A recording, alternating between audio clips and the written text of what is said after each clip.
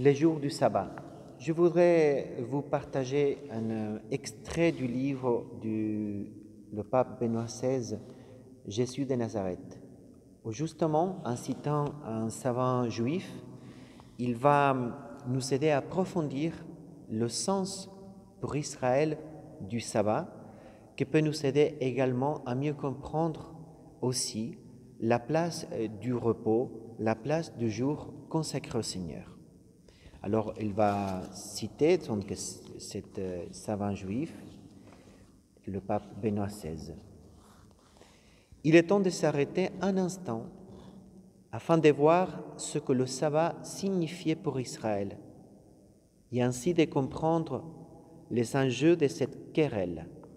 Donc, il va avoir constamment, Jésus, des problèmes avec les Juifs à cause du sabbat, comme le dit l'Évangile d'aujourd'hui. Il a guéri le jour du sabbat, il a fait beaucoup de guérisons le jour du sabbat, et les Juifs réagissaient contre lui. Dieu se reposait le 7e jour, nous dit le récit de la création. Ce jour-là, nous fêtons la création. Ne pas travailler le jour du sabbat est plus qu'accomplir un rite avec obéissance scrupuleuse. C'est une façon d'imiter Dieu et donc partie intégrante du sabbat, non seulement sous le mode négatif, le fait de s'abstenir de toute activité extérieure, mais positivement cette fois, le repos qui doit aussi trouver une expression spatiale. Pour observer le sabbat, il faut donc rester chez soi. Pour observer le sabbat, il faut donc rester chez soi. Le renoncement à tout travail ne suffit pas. Il faut également se reposer. Et cela signifie sur le plan social que le cercle familial et domestique, la maison, est rétabli un jour par semaine. Cercle à l'intérieur duquel chacun est chez soi et où tout est à sa place. Le sabbat n'est pas seulement une affaire de religiosité personnelle, c'est le noyau d'un ordre social. Ce jour fait de l'Éternel Israël ce qu'il est, le peuple qui se repose le 7e jour de sa création, comme Dieu l'avait fait après la création du monde.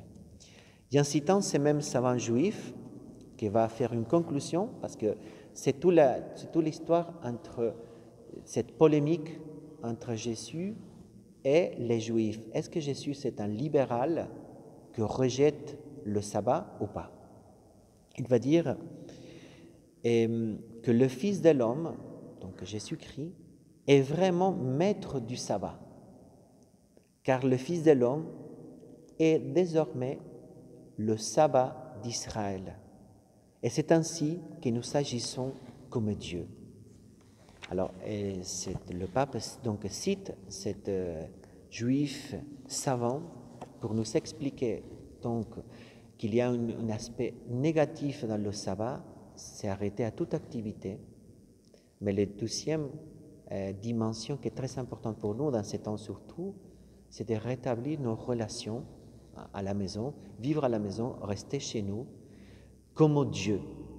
Se reposer, c'est ce qu'a fait Dieu le 7e jour de la création. Et nous trouvons notre repos aujourd'hui à notre Seigneur Jésus-Christ. Vous vous souvenez qu'il avait dit dans l'évangile de Saint Matthieu, chapitre 11, « Venez à moi, vous tous qui peinez sous le poids du fardeau, et moi, je vous procurerai le repos. » Notre Seigneur Jésus-Christ, c'est notre sabbat, c'est notre repos. En nous reposant aujourd'hui dans cette situation que nous vivons chez nous, nous pouvons aussi imiter Dieu, apprendre à, d'une certaine façon, rétablir nos rapports en famille, nos rapports avec nos êtres chers, rétablir aussi ce rapport que nous avons avec le Seigneur. Dans ces temps de repos obligés, de quarantaine que nous vivons, nous pouvons aussi redécouvrir notre relation avec Dieu, apprendre à nous ressourcer de la prière, du silence, de la méditation, de la réflexion.